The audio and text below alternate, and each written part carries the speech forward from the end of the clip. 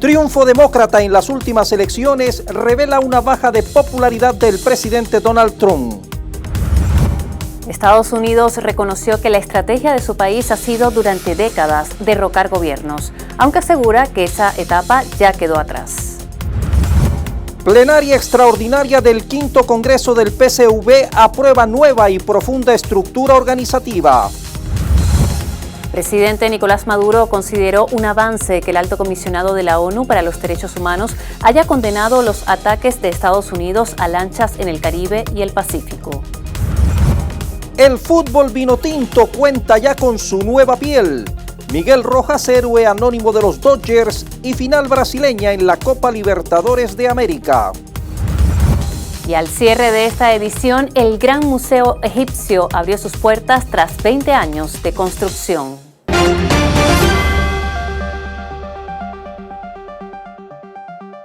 Mientras los electores le dan la espalda a Trump y sus políticas, aquí en Venezuela, su presidente considera un avance la condena de la ONU a los ataques de lanchas en aguas internacionales.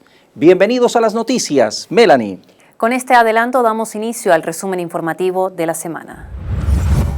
Los votantes de la costa este de los Estados Unidos le otorgaron el pasado 4 de noviembre una victoria arrolladora a los demócratas, eligiendo candidatos de todo el espectro ideológico del partido, en una clara muestra de descontento con el presidente Donald Trump.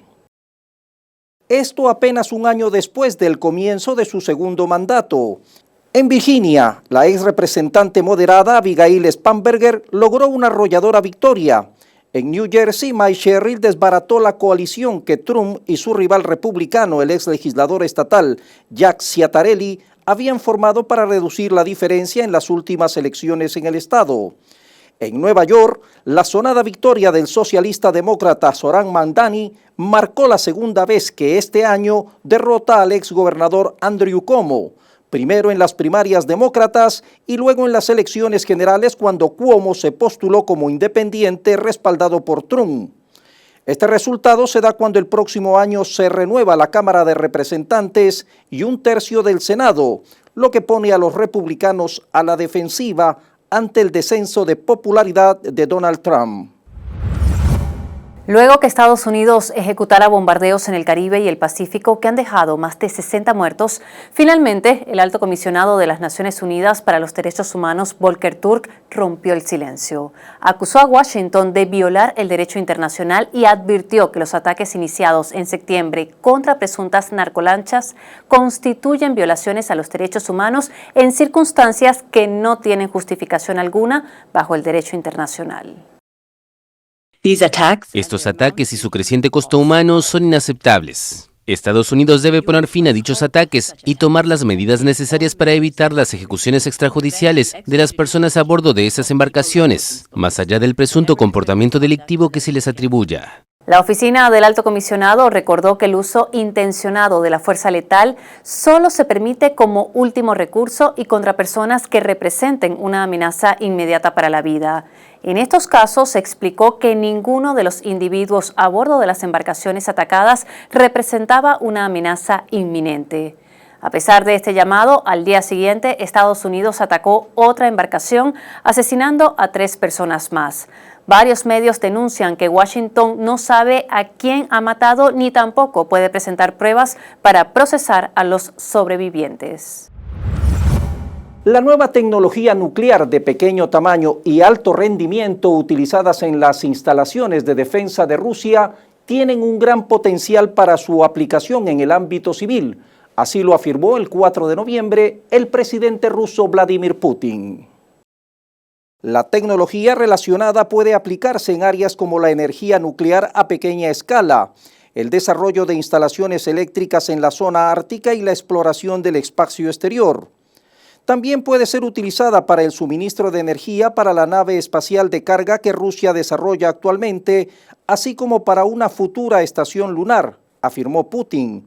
Subrayó que el reducido tamaño y peso de estas instalaciones nucleares, junto con su seguridad y fiabilidad, permiten un uso flexible como fuente de energía en la extracción de minerales en zonas de difícil acceso, incluida la plataforma ártica, así como para proveer luz y calor a territorios y asentamientos remotos, como para aumentar la eficiencia de las expediciones submarinas que exploran los océanos del mundo.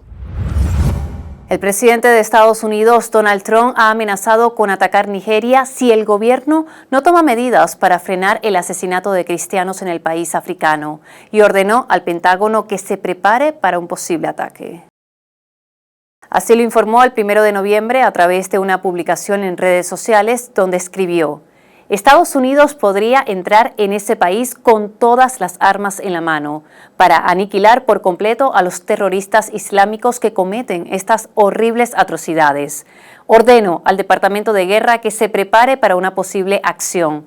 Si atacamos, será rápido, brutal y contundente. Nigeria, el país más poblado de África con 220 millones de habitantes, es un territorio donde conviven cristianos y musulmanes desde hace décadas. El gobierno nigeriano ha rechazado las acusaciones de intolerancia religiosa y defiende los esfuerzos de su país por proteger a los ciudadanos independientemente de su religión. Además, hay que recordar que Nigeria posee grandes reservas de petróleo y gas natural, razones de sobra para estar en el radar de las grandes potencias.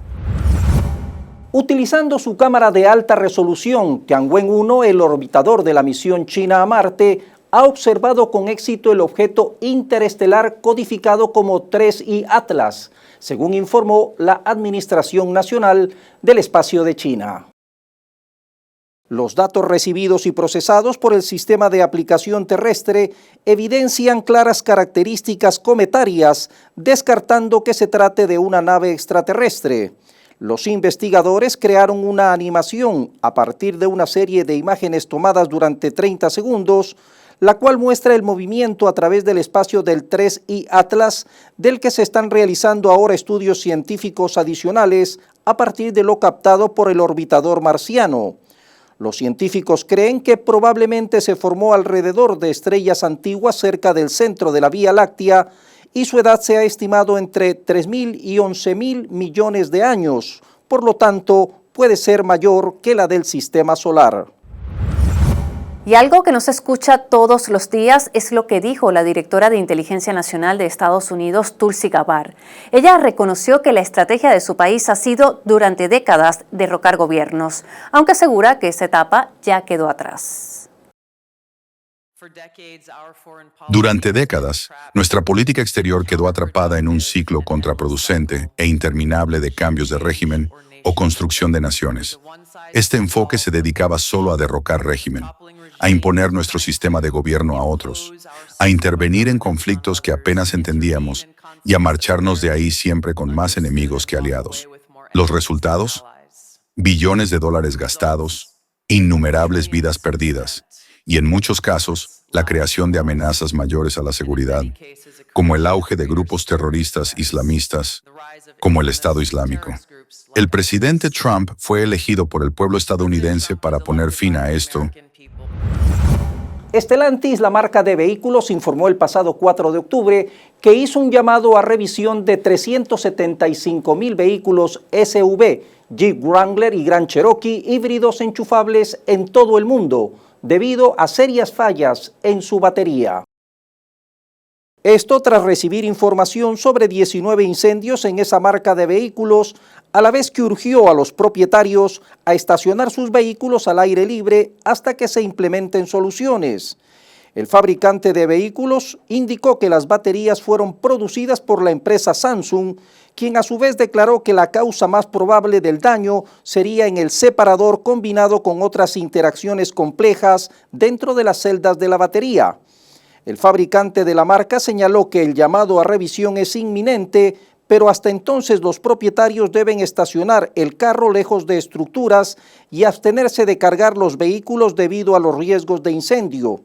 Stellantis comunicó a la Administración Nacional de Seguridad del Tráfico en las Carreteras que tenía informes de 19 incendios y una lesión relacionada con el problema.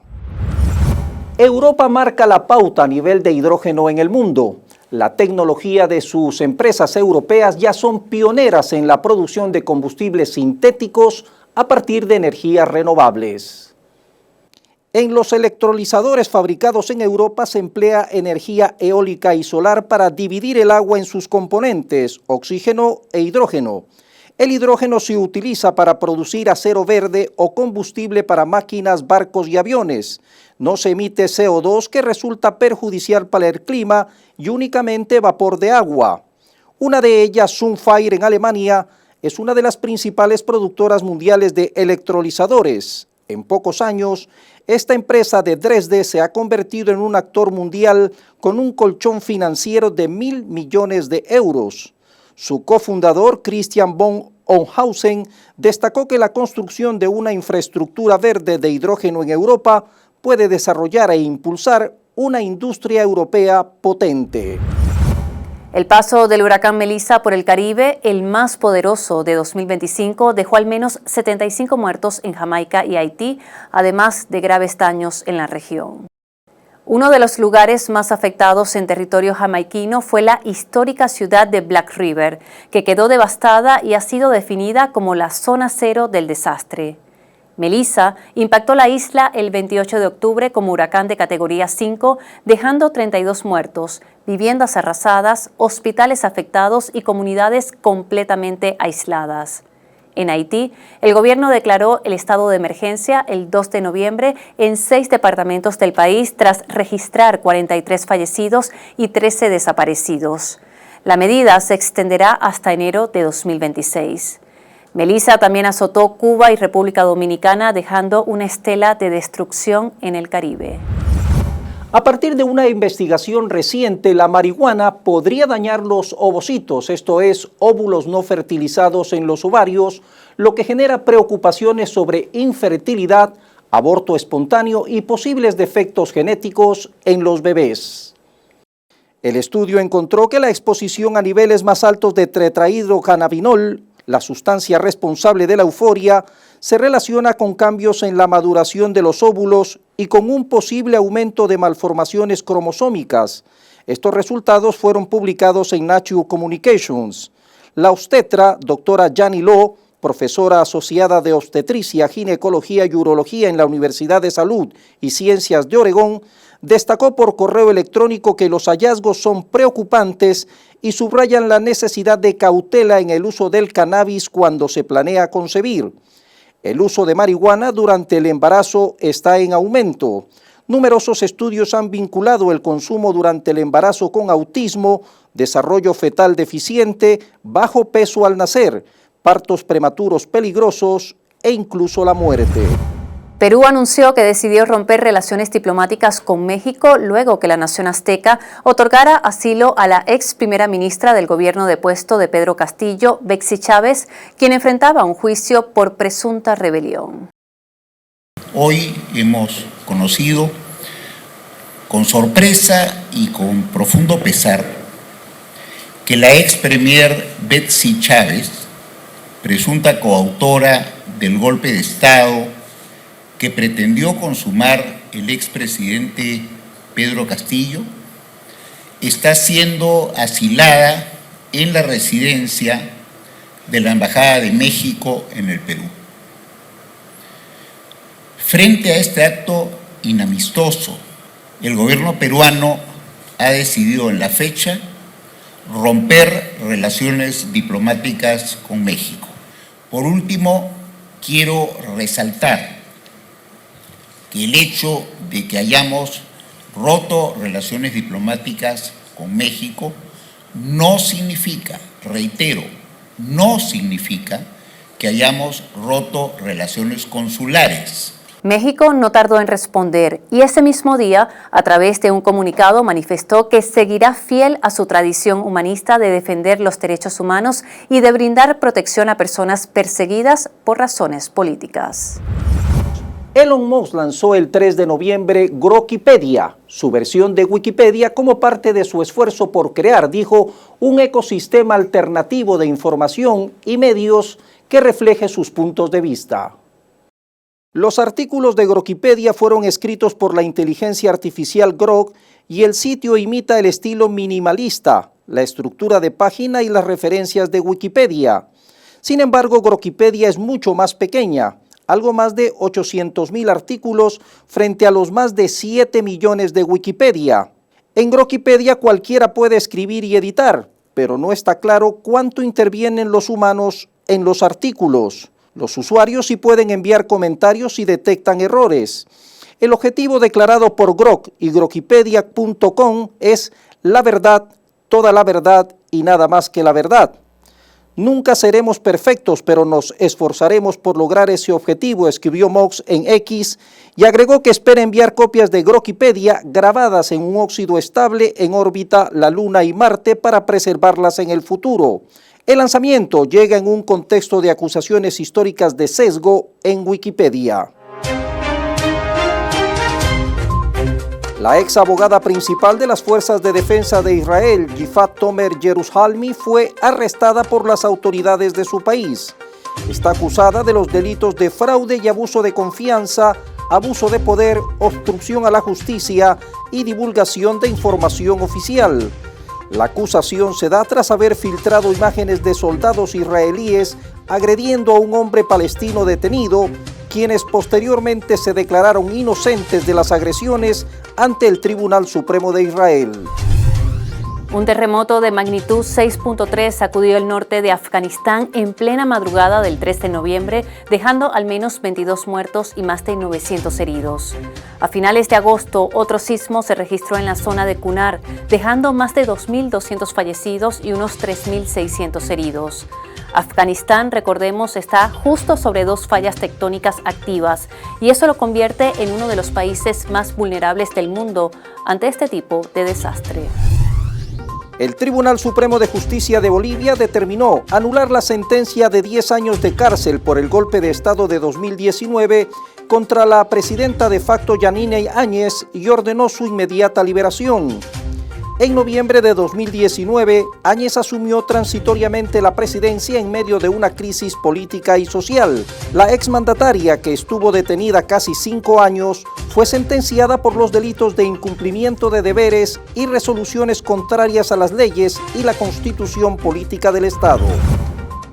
República Dominicana anunció el 3 de noviembre que ha decidido posponer la 10ª Cumbre de las Américas. El evento, que estaba previsto para el 4 y 5 de diciembre, ahora se realizará en 2026, aunque no han dicho cuándo exactamente. En un comunicado explicaron que luego de un cuidadoso análisis de la situación en la región, han decidido posponerla para el próximo año.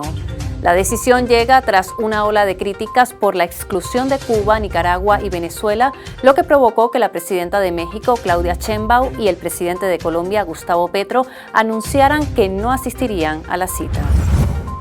Un conductor atropelló e hirió a varios peatones y ciclistas en la isla francesa de Olerón, frente a la costa atlántica, el 5 de noviembre. En 35 minutos, el conductor atropelló a 10 personas, según la policía.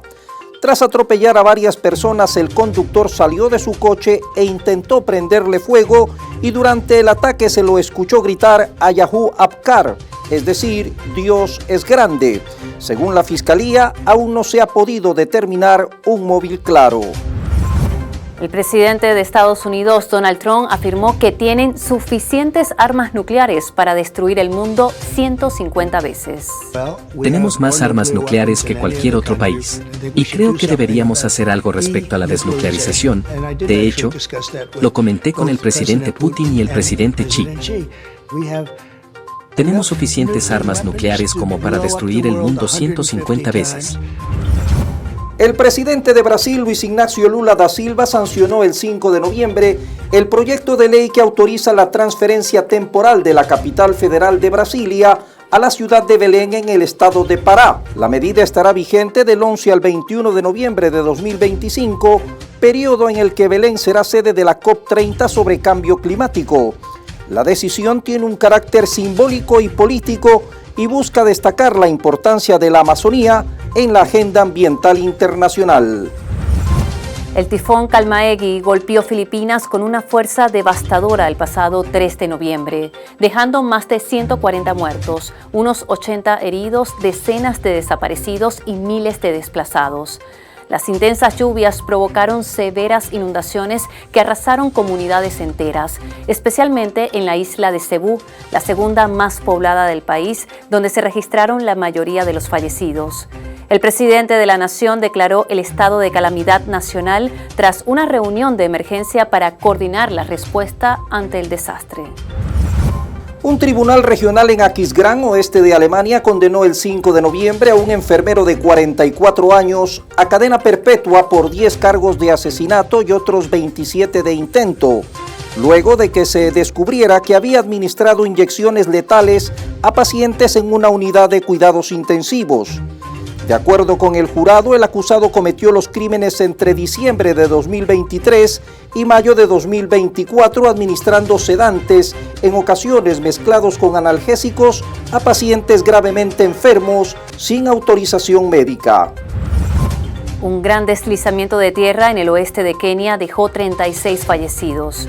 El suceso fue provocado por las intensas lluvias registradas el 31 de octubre, que también ocasionaron inundaciones severas en varias zonas bajas del Valle de Kerio, una región conocida por su topografía montañosa y sus laderas empinadas. Más de 1000 viviendas fueron destruidas por el lodo, dejando a cientos de familias sin hogar y a las autoridades en máxima alerta. El Congreso de Brasil aprobó este 5 de noviembre una ley que amplía la exención del impuesto a la renta para unos 25 millones de trabajadores con ingresos de hasta 5.000 reales mensuales, cerca de $930, una de las principales promesas de campaña del presidente Luis Ignacio Lula da Silva. La medida, considerada un pilar de la política económica del gobierno para fortalecer el poder adquisitivo de la clase media y los trabajadores de menores ingresos, fue aprobada en el Senado por unanimidad. La medida entrará en vigencia en el 2026. El secretario general del Partido Socialista Unido de Venezuela, PSV, Diosdado Cabello, aseveró el 5 de noviembre que los asesores del presidente Donald Trump lo conducen al desastre. Se trata del secretario de Estado de Estados Unidos, Marco Rubio, el secretario de Guerra, Pete Hegseth, y el asesor de Seguridad Nacional, Stephen Miller. Cabello difundió información que revela que si el mandatario estadounidense no saca a estos 3 funcionarios de su administración, perderá las elecciones intermedias que se realizarán en el 2026. Los 3 funcionarios norteamericanos forman parte del ala dura o halcones del gobierno de Trump y son los que impulsan de diferentes maneras un ataque contra Venezuela. Amplios sectores del Congreso norteamericano ya han reclamado al mandatario norteamericano por impulsar acciones guerreristas sin su autorización, algo que los 3 mencionados han dicho que no se requiere, basados en la Ley de Seguridad Nacional. El presidente de Venezuela, Nicolás Maduro, reconoció como un paso significativo la condena que hizo el Alto Comisionado de las Naciones Unidas para los Derechos Humanos sobre los ataques cometidos por Estados Unidos a embarcaciones en el Caribe y el Pacífico. Esta semana pasada hubo una declaración de Volker Turk, Alto Comisionado de Derechos Humanos, al cual hemos criticado mucho nosotros de Venezuela. Hay que reconocer en justicia que ha puesto los puntos sobre las IES y nos parece un avance importante. Ese es el Volker Turk, ese es el Alto Comisionado de Derechos Humanos que necesitan los pueblos del mundo. Con ese Volker Turk vale la pena hablar y entenderse. Un hombre que defienda el derecho internacional, los derechos humanos y esté en contra de crímenes como estos, que amenazan la vida de los pueblos del Caribe. Bajo la dirección del secretario general del PSV, Diosdado Cabello, concluyó el pasado 5 de noviembre la plenaria extraordinaria del 5º Congreso del PSV, que aprobó una nueva y profunda estructura organizativa. La misma está orientada a la defensa integral de la nación y a la profundización de la revolución bolivariana. Entre los denominados ejes centrales de la nueva estructura constan comités bolivarianos de paz para promover la convivencia y la estabilidad interna, formación ideológica, propaganda y contrapropaganda para fortalecer la conciencia revolucionaria y contrarrestar campañas mediáticas pro-externas, seguridad y defensa integral de la nación como eje fundamental para resguardar la soberanía, fortalecimiento de comunas, movimientos sociales y gran polo patriótico para consolidar la base del poder popular. La movilización popular, producción y logística para garantizar capacidad de respuesta y apoyar políticas productivas, así como afianzar la Comisión de Asuntos Internacionales. Todo esto enfocado en la vinculación con movimientos y gobiernos amigos para coordinar eventos globales. El gobierno de Venezuela insiste en que el país debe estar preparado para enfrentar cualquier amenaza, incluso si se convierte en ataques reales. Se habla de resistencia, de organización y de mantener al país en marcha, pase lo que pase. Entonces la resistencia activa prolongada es eso, prepararnos inclusive en caso que las amenazas pasen a ataques reales, el país tiene que seguir funcionando, porque esa es parte de nuestra preparación, y que seamos capaces de desdoblarnos, donde tengamos que combatir, combatimos, pero donde tengamos que producir, producimos. Y esto no es para meterle miedo a nadie. Aquí no va a pasar mayor cosa, pero nuestra obligación histórica es prepararnos para lo que sea. Porque es que ellos creen, esa gente cree que con un bombazo se acaba todo. No es así. El que crea desde afuera que eso es una cosa que se resuelve rapidito, les estamos dando información casi que privilegiada, están equivocados. No es así, nunca ha sido así y nunca será así. Una delegación venezolana liderada por la ministra de Comercio Exterior, Coromoto Godoy, en Expo Shanghái 2025, se reunió con empresarios chinos el pasado 5 de noviembre para promover la diversificación de exportaciones y negociar un arancel cero para al menos 400 productos. Godoy informó avances en un posible acuerdo de alcance parcial con China similar al firmado con Turquía, con beneficio mutuo y objetivo de implementar aranceles cero para estos productos. Busca cerrar la negociación en el primer trimestre del 2026. Además, destacó la solidez de la relación Maduro-Xi Jinping y que 42 empresas venezolanas participan en la feria.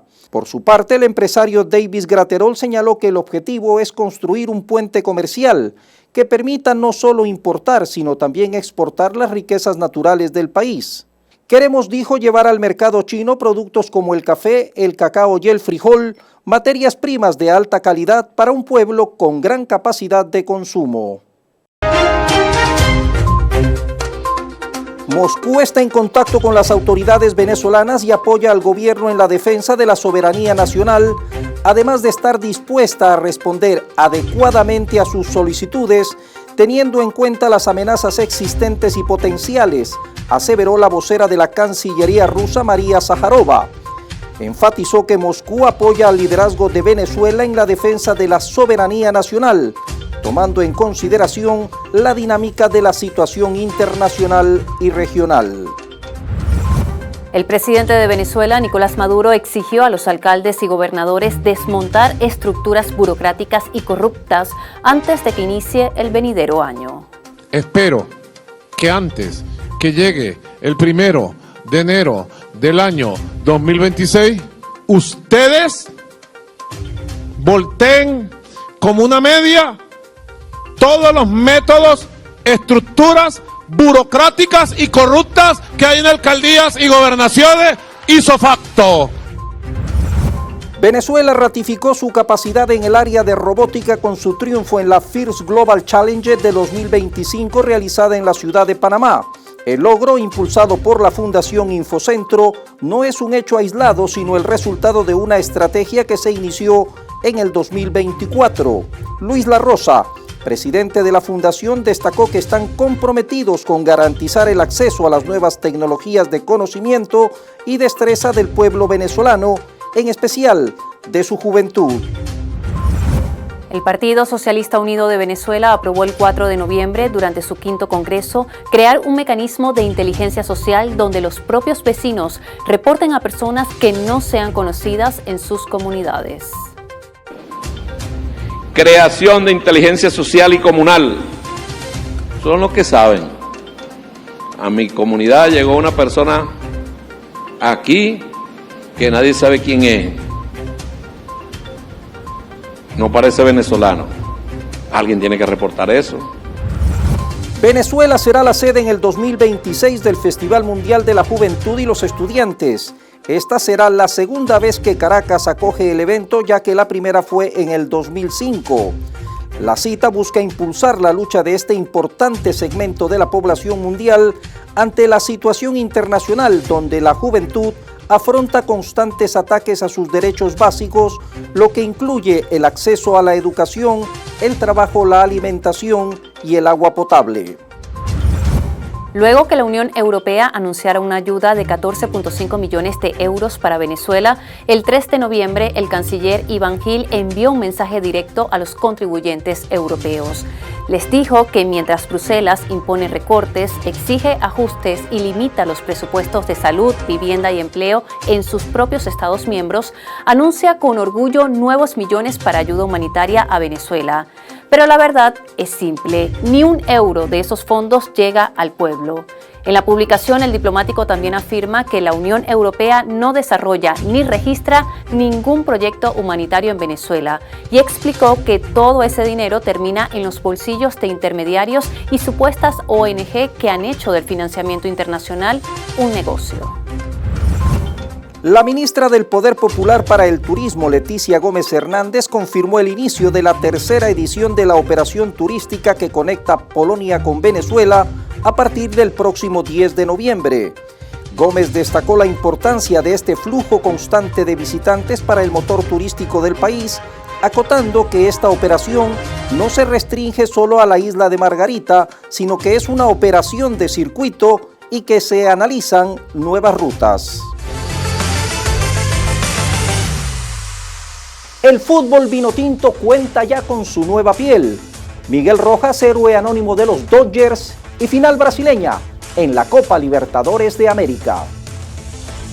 La Federación Venezolana de Fútbol presentó el 5 de noviembre la nueva camiseta oficial de la Vinotinto, un diseño innovador que incorpora patrones triangulares en toda la tela, simbolizando un renacer en la identidad deportiva nacional.